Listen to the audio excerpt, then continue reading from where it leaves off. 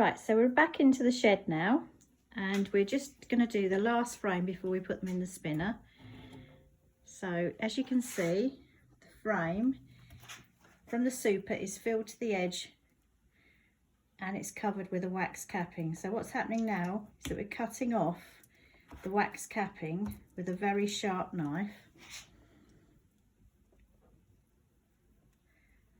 So it's a very gentle thing. You can get electric ones, we were just talking about this, but he's pretty good with a sharp knife, so we don't worry too much. And underneath is what we call the cappings tray, which is where all the wax is going, and any loose honey that's in there will just gradually drip through to the tray underneath. We'll leave it in there for a couple of days, and then what we do is we give that wax back to the bees to clean up, and by the time we get it back, it's just like very sort of waxy paper almost, and then I can render that down and make that into beeswax.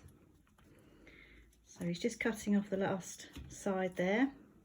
So we didn't actually take off that much at all in the end. We left them an awful lot. We've only got another 6 or 7 to do after this, so about 15 frames altogether.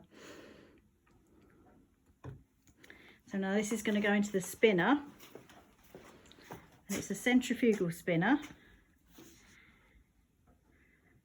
That just slots down. It's like a cage inside. When it's in there, I'll show you. Has to fit in the grooves in a certain way, and you always get very sticky fingers doing this. It's a horrible job. I've just left in one little space. I've done all the rest myself.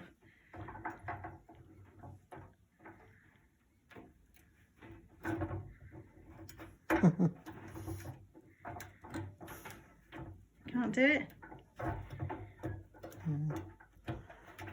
I probably can. There, that sounded good. That's it. Right, so that's all in. And now what we're going to do now is he's going to take his hand out of the way, hopefully. And this is my control button. So I'm going to switch it on. And move the... What it does is it spins one way, like this, and I go on to full speed. It gets really hairy sometimes. Oh, we've put them on already. We've got weights on the bottom to stop it jiggling around too much.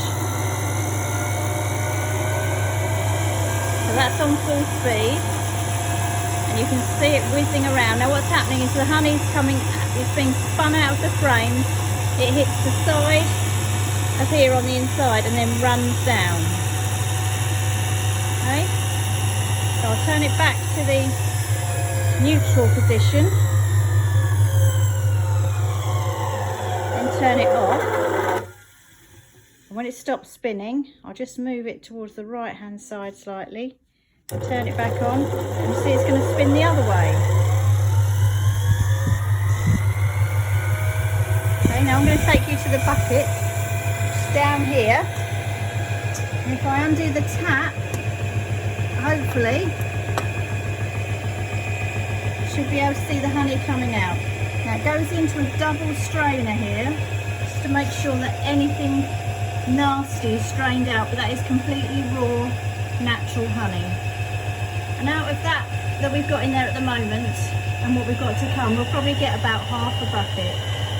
Okay, so this is, and then we'll leave it for at least a day, and then I'll pop it into the jars, and you never know, you might see it for sale in the cafe. Okay then, so that's how we make our honey. Bye.